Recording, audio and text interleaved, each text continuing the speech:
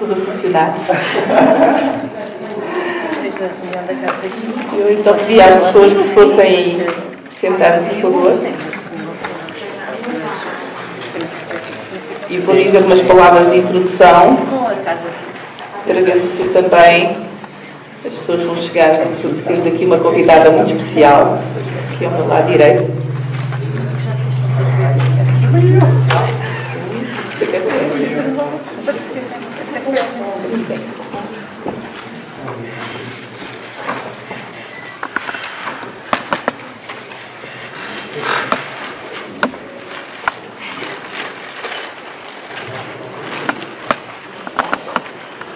Então, bem-vindos mais uma vez a todas e a todos à Conferência ao Teu Lado, Famílias pela Igualdade contra a Discriminação.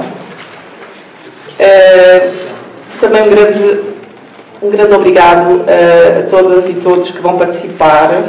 Mais uma vez, um agradecimento muito sentido a estes fantásticos voluntários e voluntárias e aos pais e às mães de ambos que estão aqui. Alguns vieram de longe, alguns vieram do Porto e, de facto, é um grande prazer tê-los hoje connosco. Claro, também já ontem agradeci a todos os nossos convidados que vieram do México, dos Estados Unidos, de Espanha, de Itália, de França. Pensámos isto é uma espécie de um sonho tornado realidade.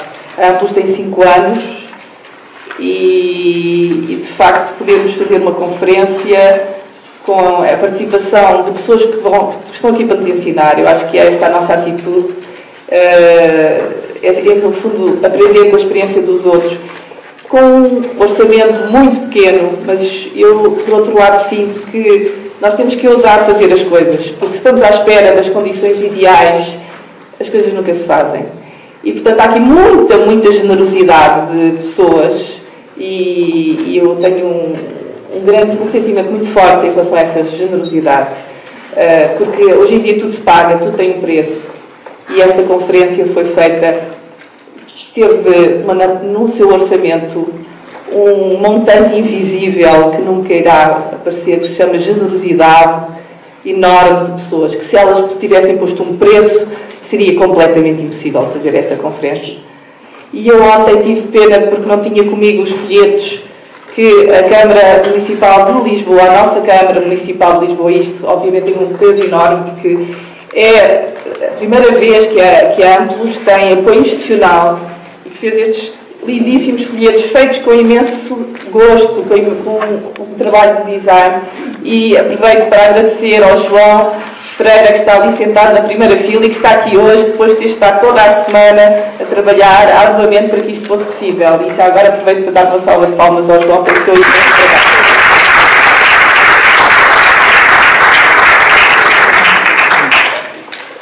Como vocês ontem puderam ver, as pessoas que viram o filme da Agedo, e o Cláudio disse uma coisa importantíssima que eu hoje vou repetir. O sofrimento, os problemas, os percursos também lindíssimos e fortíssimos que existem dentro das famílias é algo que não vem nos mídia. Fala-se de direitos, fala-se de marchas Pride, mas não se fala das famílias. E todo o percurso do coming out, também se fala em coming out, mas as pessoas não sabem qual é a dimensão real do coming out. E a dimensão real do coming out são provas enormes de alteração de configurações que os pais têm dos filhos, ambições que os pais têm em relação aos filhos, situações de grande intimidade, e ontem viu-se isso muito bem no filme, de grande proximidade também. São situações às vezes de grande honestidade, que às vezes não existem nas famílias. Isto também acaba por ser um grande desafio. E de facto, o que nós assistimos nestes 5 anos foi caminhadas. E eu não sabia, eu também descobri isso. E uma coisa que eu acho que é muito importante é que não há direitos humanos sem os direitos LGBT. Quem luta pelos direitos humanos e não inclui os direitos LGBT não pode estar a lutar pelos direitos humanos. Nós todos aqui o que queremos é que os direitos humanos universais se cumpram. E falta este. Isto é da perspectiva da cidadania, da perspectiva de todos os cidadãos do mundo. Também, como pais, nós não admitimos que haja filhos nossos que não estejam incluídos nos direitos universais. E é isso que nós queremos todos os dias, e começamos em casa e começamos com as nossas relações com os nossos filhos. Porque se nós defendermos direitos universais, temos que, obviamente, apoiar e respeitar os nossos filhos. E nem que isso nos custe ter que rever todas as nossas emoções, os nossos preconceitos. Mas os direitos humanos começam em casa. E se os nossos filhos não têm os pais do seu lado, vão ter muitíssimo mais problemas de enfrentar toda a adversidade desta luta, que é uma luta que infelizmente ainda vai durar tempo a se tornar, a se naturalizar, a deixar de haver necessidade de estarmos aqui nesta conferência. Há de haver um dia que isto não será sequer necessário, e vamos lembrar, vai ser bom termos esta história por trás, porque também as conquistas fazem-se com todos nós, não é? E um dia vamos falar disto com orgulho, como já falamos, não é? Bem, nós pensámos a sequência destes painéis, viemos aqui hoje ouvir e aprender, como eu vos disse. E a sequência dos painéis começa com... depois falarei aqui desta querida pessoa que tenho aqui ao meu lado, mas a sequência dos painéis da conferência começa com a maior prioridade da Amplos e aquilo que eu penso que temos feito de forma mais eficaz e melhor, que é o apoio às famílias e o apoio em grupos de entreajuda. Essa é a nossa prioridade, não podemos deixar de o fazer, porque os pais telefonam-nos e pedem apoio, portanto é mesmo isso que nós temos que fazer, porque senão a Amplos não estava a cumprir o seu papel. Temos feito o melhor que podemos, temos feito em Lisboa, temos feito no Porto, então aqui pais do Porto, e agora já temos uma direção do Porto, e temos aqui pais que são da direção do Porto. E depois temos como ambição a intervenção em meio escolar. Já fomos a algumas escolas, já experimentámos e gostávamos, mas obviamente vamos ter hoje aqui uma associação, que é a Associação Contacto, que terá muito mais para nos dizer sobre isto, porque tem uma experiência de 20 anos, e queremos mesmo aprender, e queremos aprender não eu ir a França aprender ou ir à direção da Amplos, estamos aqui todos para aprender, e é por isso que eles vieram cá, que nós queremos que eles venham cá, e talvez um dia, eu tenho agora também esta ideia de ir a pessoas da Amplos a França para aprender convosco, mas vamos ter aqui um apontamento de como se fazem as coisas em termos da intervenção dos pais em meio escolar. E depois vamos ouvir falar de crianças que afirmam no seu dia-a-dia uma liberdade de ser, que para nós vem abrir imensas portas de esperança. E sobre estas crianças eu não digo mais, porque uma delas até vai falar. E depois vamos falar de pessoas trans e das suas problemáticas, que é uma das nossas lutas, e também foi uma das lutas que nós conseguimos avançar com algumas posições concretas ainda à Assembleia da República. Nós queremos que estas pessoas tenham todo o acesso também, não só apoios sociais, mas também acesso à saúde, porque há uma parte das problemáticas destas pessoas que tem a ver com questões de saúde, que em Portugal ainda estão numa situação bastante incompleta, para não dizer dramática. Em todos estes tópicos teremos as famílias como principais aliados, como principal força motriz para a construção de ambientes aceitantes, saudáveis e felizes. Antes de começarmos com os painéis, irei então dar a palavra à Eduarda, que é aqui uma grande amiga da Amplos, é uma pessoa muito competente e que fez um doutoramento que eu não tive a possibilidade de assistir. Isto também é um bocadinho egoísta da minha parte, que é aqui, traz cá o teu doutoramento, Eduarda. E que eu vou rapidamente apresentar. A Eduarda Ferreira é psicóloga, é doutorada em Geografia Humana e tem como interesses de investigação as relações entre espaço, sexualidade e cidadania. Obviamente todos nós sabemos que as questões da geografia são fundamentais nas questões LGBT. As pessoas vêm para Lisboa para serem menos discriminadas, e nós sentimos como pais que de facto não conseguimos às vezes chegar a pessoas que estão em situações geográficas onde há muito maior isolamento, e portanto a questão do espaço é de facto uma questão transversal a todos os temas de todos os painéis. É também investigadora no Centro de Estudos de Geografia e Planeamento Regional e membro do Space, Sexualities and Queer Research Group of the Royal Geographical Society. Tem diversas publicações relacionadas com as geografias de género e sexualidades, participou nas comissões organizadoras de conferências como European Geographies of Sexualities Conference, em Bruxelas, em setembro de 2011, e em Lisboa, em setembro de 2013. Geografias de Inclusão, Desafios e Oportunidades, na Universidade Nova de Lisboa, em dezembro de 2010, e Encontros sobre a Homoparentalidade no Instituto Superior de Psicologia Aplicada, em julho de 2004. É uma grande ativista dos direitos LGBT e é uma pessoa muito simpática. Também foi devo dizer que também foi uma das razões porque era a nossa primeira conferência. Eu queria começar com uma pessoa que eu sentisse que estaria aqui de uma forma tranquila ao meu lado. Não, mas a razão principal, obviamente, foram as suas competências. E agora tens a palavra, Eduardo.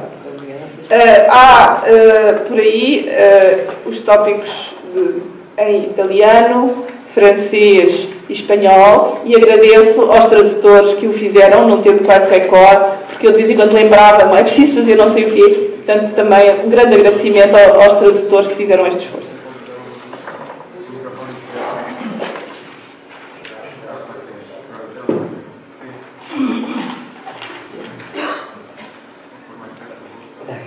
Muito obrigada.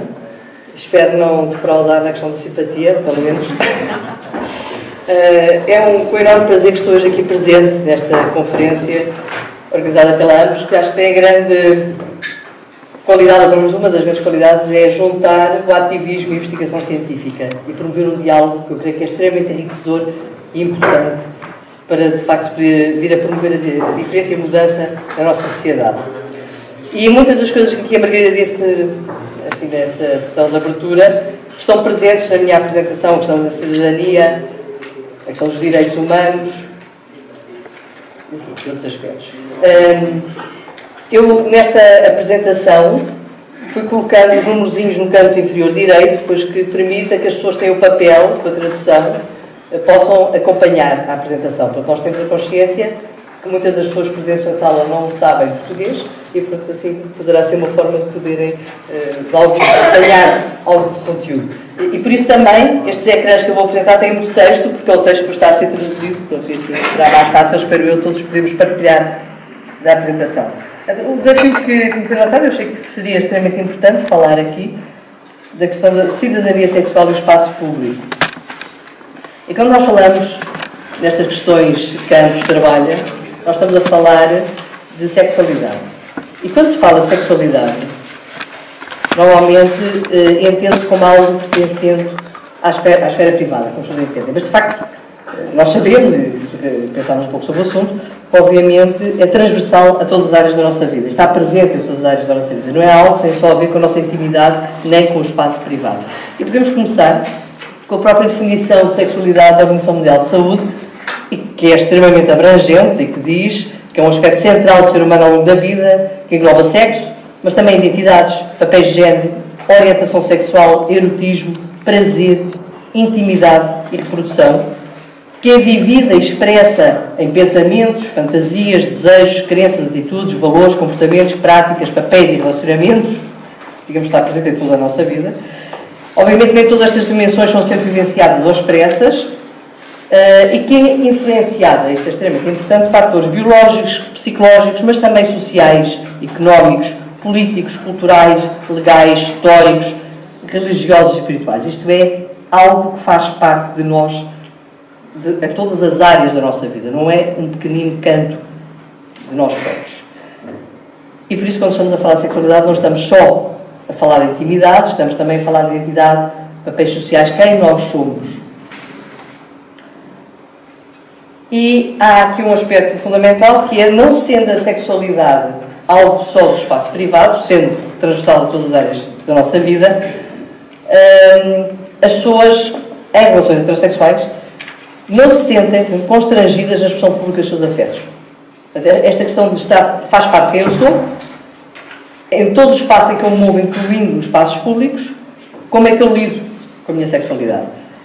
Pessoas em contexto de relações heterossexuais sentem-se à vontade, em nossa sociedade, a sociedade portuguesa é particularmente calorosa nas expressões de afeto, as pessoas abraçam-se, beijam-se. Eu trabalho numa escola secundária, ciclo secundária, e com muitos jovens, portanto, eu vejo todos os dias muitas expressões de afeto, muito efusivas, entre jovens, normalmente, obviamente, de sexo diferente.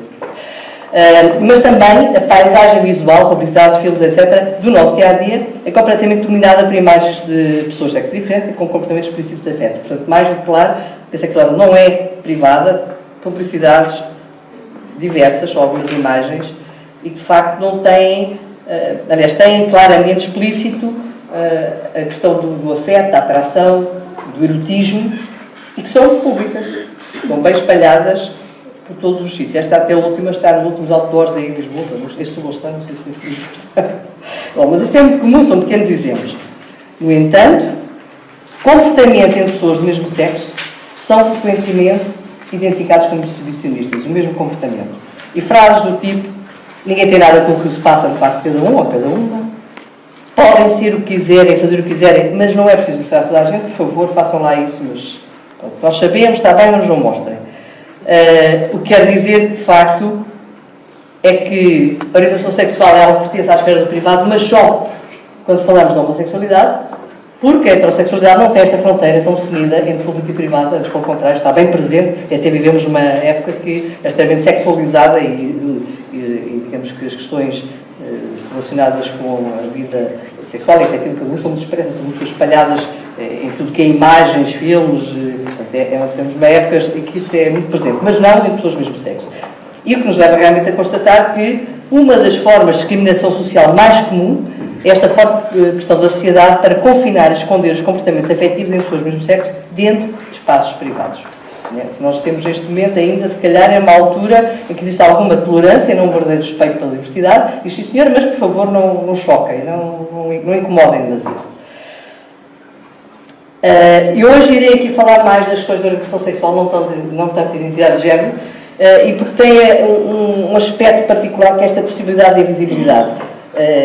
Há várias razões pelas quais as pessoas são discriminadas na nossa sociedade, infelizmente, a discriminação por vários sexo, idade, cor da pele, muitos aspectos, mas a questão da orientação sexual tem esta particularidade de só ser visível se eu tornar visível. Seja porque eu me auto-identifico como lésbica, seja porque eu tenho comportamentos que me levam os outros a identificar como lésbica, ou porque tenho um aspecto visual que cai no estereótipo e poderá ser considerado. Portanto, mas é possível as pessoas não mostrarem, não assumirem. E, portanto, isto acresce um grau de complexidade à situação e à vivência da discriminação em função da orientação sexual. E, por isso, irei focar aqui particularmente nisto. Né? E convém também salientar que a orientação sexual é um processo interno, interrelacional, de negociação de representações, expectativas, papéis sociais. A sexualidade humana é muito mais multidimensional e complexa do que estas categorias de homossexual, heterossexual, bissexual, quer dizer, mas que nós usamos para nos entendermos e que também tem uma carga muito grande relacionada com os direitos e com a conquista de direitos. É preciso categorizar para depois poder falar e reclamar direitos. Mas, de facto, a forma como se sentem as atrações e comportamentos sexuais ao longo da vida é fluida e mutável, mas nós aqui vamos usar estas categorias para também nos entendermos, mas sabendo e partindo deste princípio, a orientação sexual define-se pela auto-identificação, não pelo que eu acho ou não acho, essa pessoa se auto-identifica.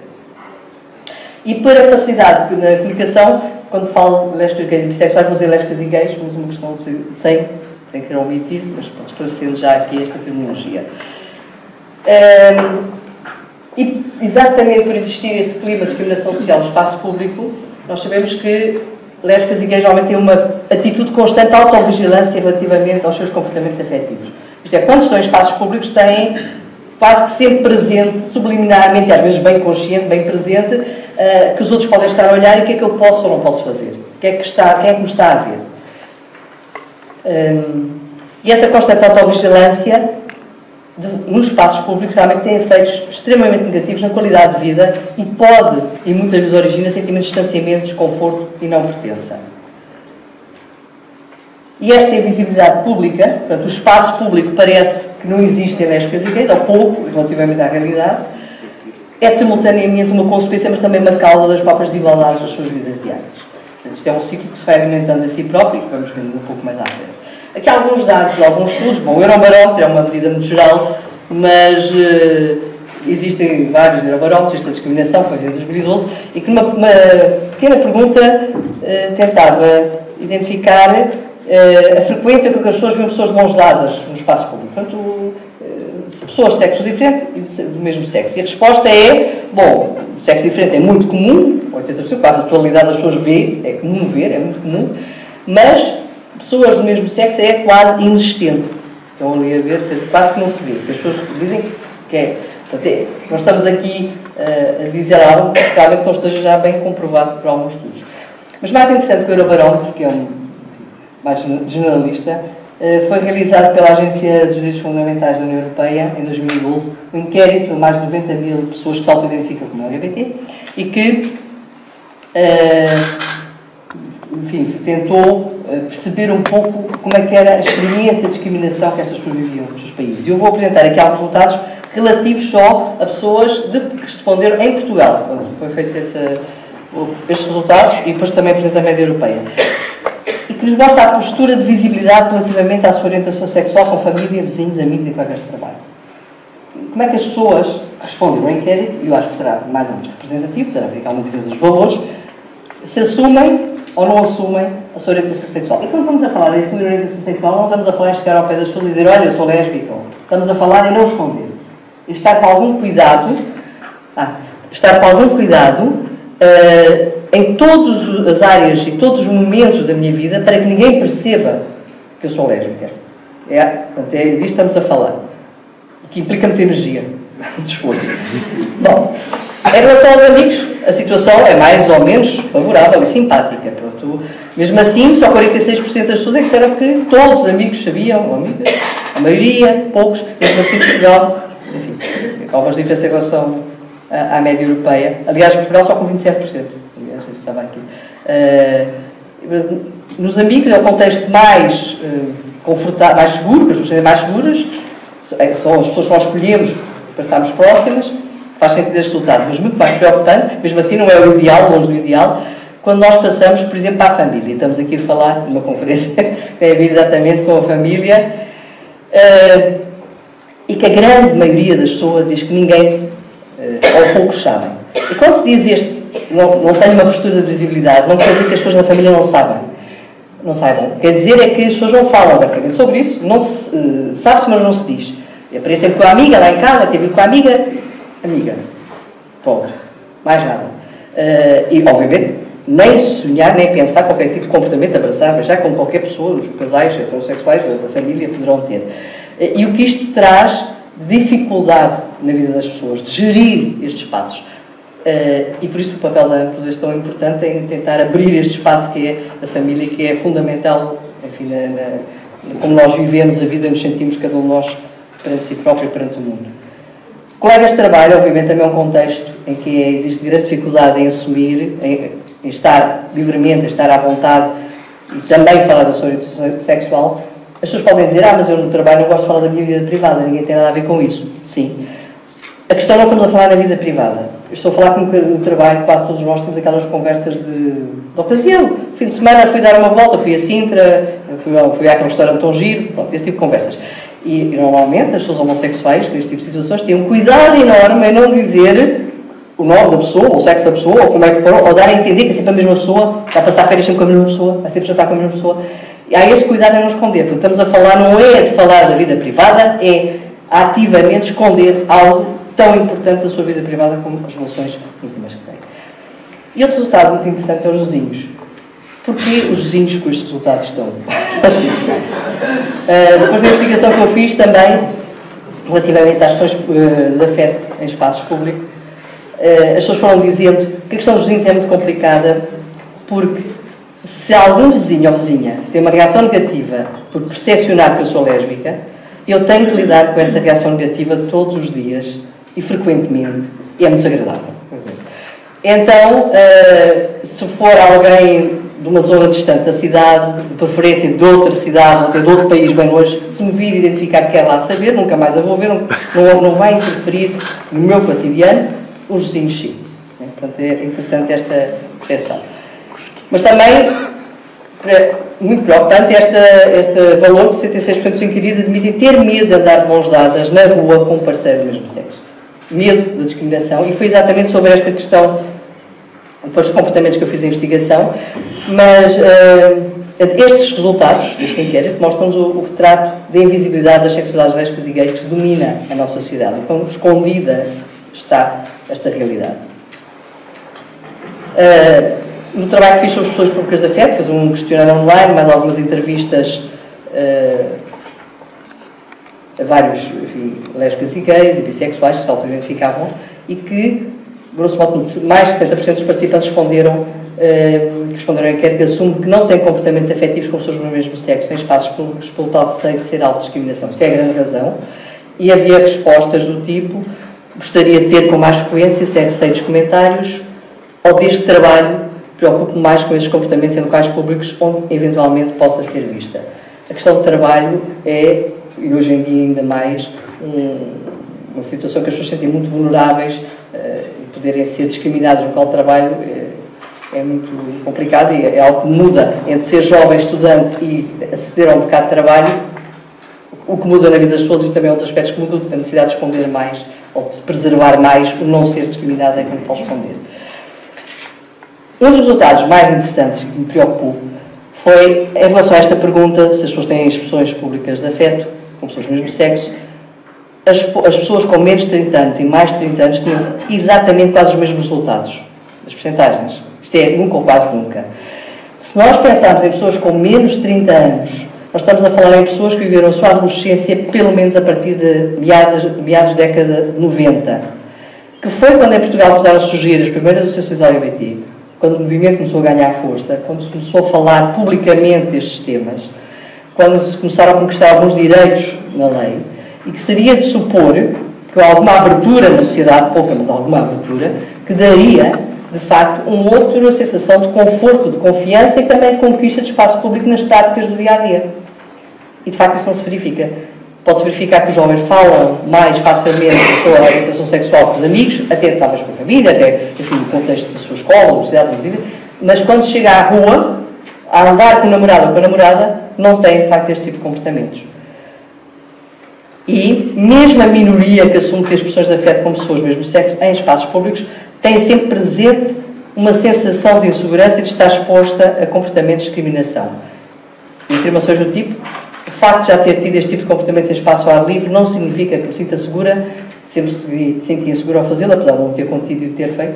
As pessoas têm essa sensação de que algo pode acontecer e que nunca é totalmente seguro, portanto, quando o faço, sinto sempre com algum risco de ouvir comentários ou sentir olhares por parte das outras pessoas. E esta questão dos olhares, o olhar do outro, parece estar sempre presente, faz lembrar aqui um pouco a Michel Foucault, estamos sempre a ser vigiados de alguma forma.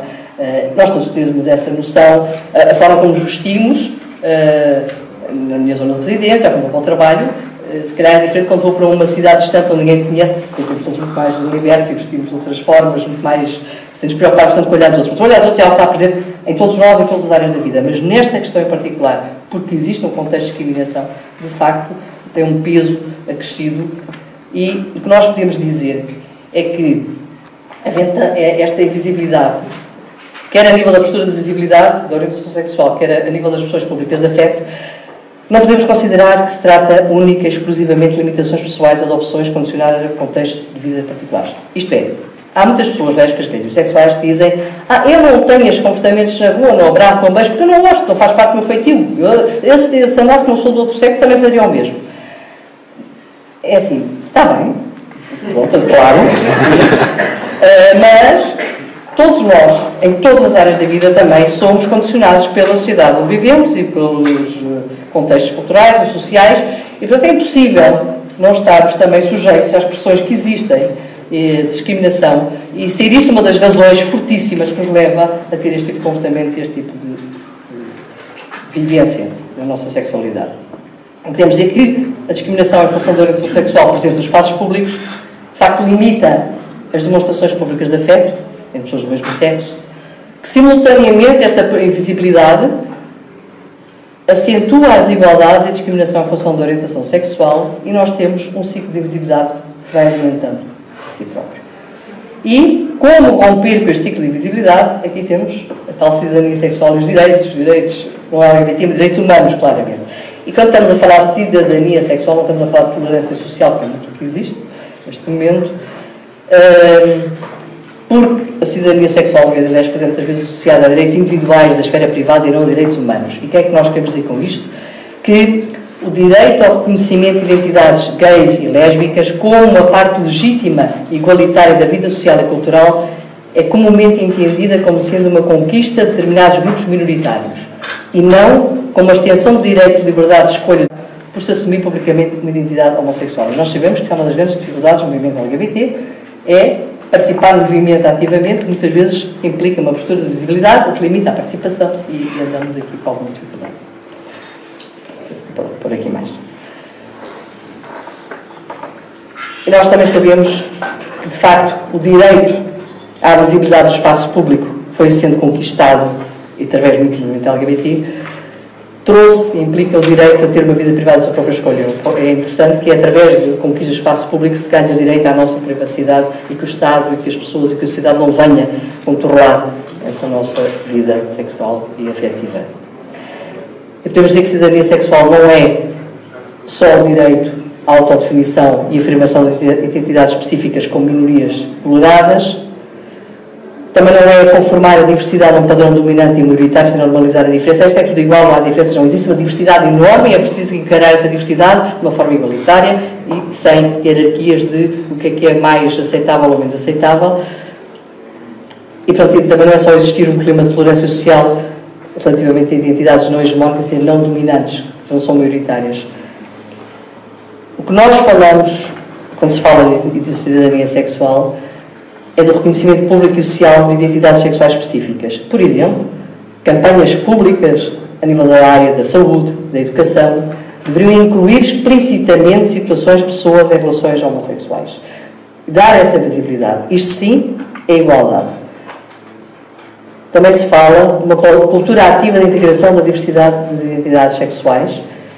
Por exemplo, na educação sexual nas escolas, não é falar de todos os temas, da produção, disto, daquilo, depois fala-se das atrações, dos afetos, e depois há um capítulo que é a homossexualidade. Depois há uns homossexuais.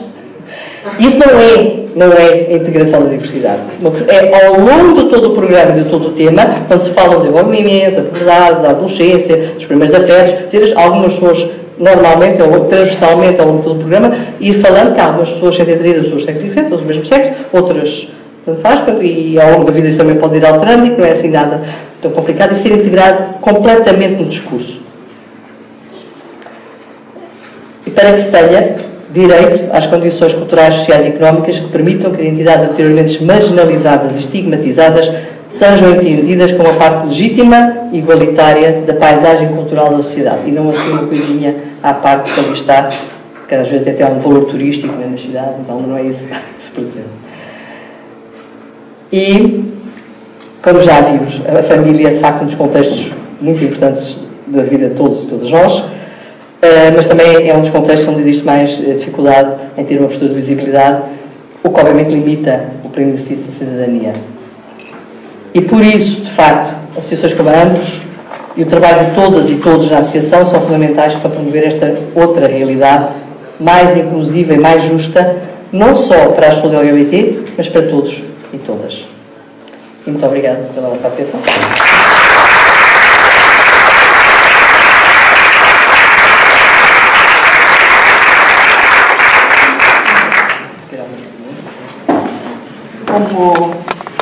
Como a Eduarda fez a sua apresentação dentro do tempo, ou até um bocadinho antes, porque temos aqui 5 minutos, eu proponho que alguém que queira fazer alguma pergunta, aproveite agora.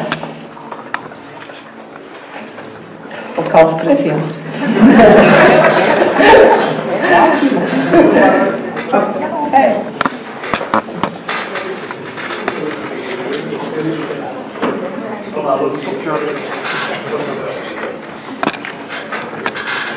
Posso falar? Bom, bom dia, agora. Bom dia. Queria só fazer uma pergunta. Isto é, portanto, resultado do seu trabalho de uma parte, ok. Queria só perguntar, eu sei que não foi o foco na apresentação, mas pudesse resumidamente fazer um bocado de paralelismo para as questões de identidade de género e ficar, porque, ou seja, eu percebi a especificidade, mas gostaria também só de ter um bocadinho a reflexão de que maneira é que as questões de identidade de género se expressam no espaço público, de que maneira é que as pessoas sofrem essa discriminação, claro. Ou se todo não a sofrem, se calhar não. Ok, obrigado. Isto é muito interessante a sua questão.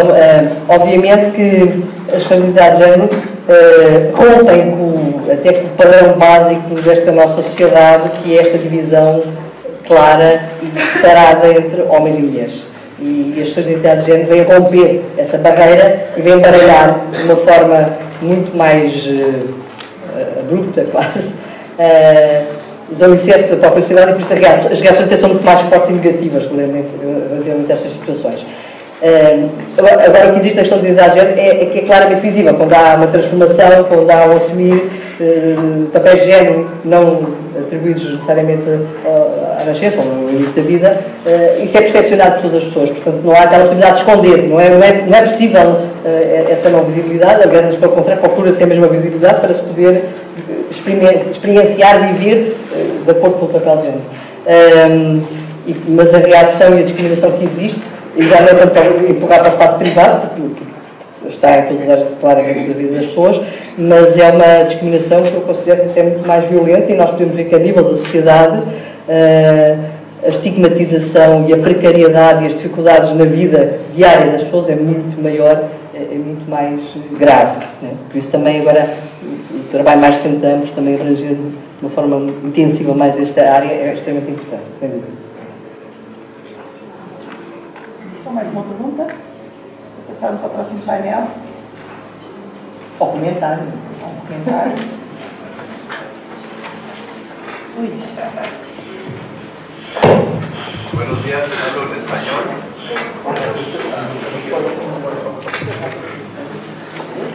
Muchas gracias por la presentación. Soy de México, sexólogo, miembro de la Asociación Mundial para la Salud Sexual. Felicidades por la presentación. Mi pregunta es si puedes ampliar sobre qué es orientación sexual. Cuando dices representaciones, orientación sexual. Cuando mencionas que son...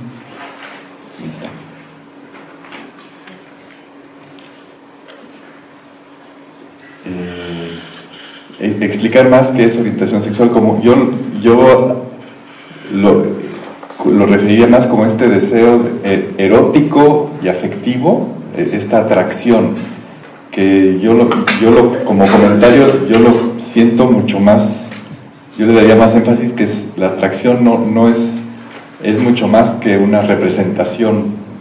Si pudieras ampliar sobre el concepto del tema de orientación sexual, que está...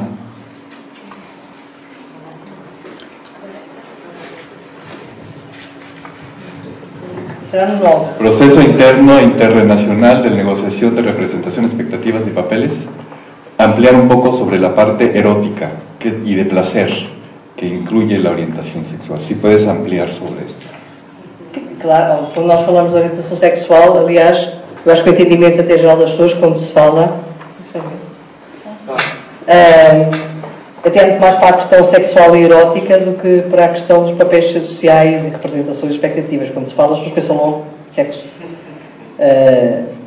E que felizmente também está incluído, também faz parte da vida. E portanto, quando se fala em expectativas e quando se fala também em papéis sociais, nós estamos a falar também, obviamente, de sexo e de erotismo. E isso é uma abordagem muito interessante, porque às vezes há uma tentativa, em algumas iniciativas de conquista de direitos LGBT, parece que estamos a falar às vezes de realidades assexuadas, um pouco também nessa perspectiva de não chocar. Vamos tentar dar assim um ar simpático, bonito, direitinho, casais monogâmicos a viverem, a consumirem muito, de preferência, e por aí fora. Até se fala muito já da homonormatividade, e, enfim, de uma determinada forma certa, entre aspas, de ser gay ou lésbica, e outras menos certas. E, portanto, essas desigualdades também vão aparecendo. E, obviamente, que é extremamente importante nunca deixar cair, portanto, referir sempre, realçar sempre a questão de realidade, da dimensão sexual e erótica e de prazer que existe, obviamente, na orientação sexual. Sem dúvida. Obrigada. Parece-me que agora é a altura para cumprirmos com o nosso programa. Há uma pergunta? Sim, sim.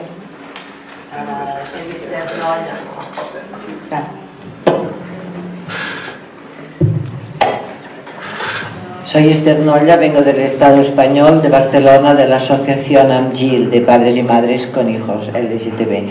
Nosotros desde hace muchos años estamos muy preocupados por la construcción y percepción de los niños, de los adolescentes gays y lesbianas en cuanto se conciben a ellos como privados su orientación.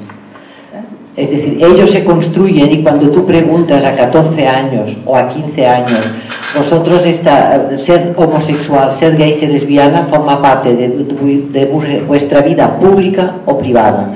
Te contestan privada, aún hoy en día. Entonces nosotros estamos muy preocupados como padres, porque si tenemos hijos heteros y homos, lo que queremos es que crezcan en igualdad, que para el mismo sentimiento empleen la misma capacidad de construcción social. Sin embargo, lo que vemos es que nuestros hijos heteros a 14 años, decir quién les gusta, forma parte de su vida social, de su espacio más público. Sin embargo, para los niños gays y lesbianas de 14 años ya están construidos en lo privado. Eso quiere decir que su bagaje es el miedo, es la temeridad, es la autoestima baja, es la falta de dificultad. Y no encontramos cómo crecer nuestros niños en igualdad, porque nos estamos dando cuenta ahora que padres que aceptan porque están acompañando ya desde los 9 y 10 años, los niños siguen percibiendo la privacidad. ¿Qué solución tenemos antes de que lleguen los anuncios? Felicidades por la exponencia. É muito importante, obviamente, o que eu disse, e em relação aos jovens em particular, a importância de existir visibilidade pública da sexualidade lésbicas e gays e bissexuais é extremamente importante, exatamente para poderem ter modelos.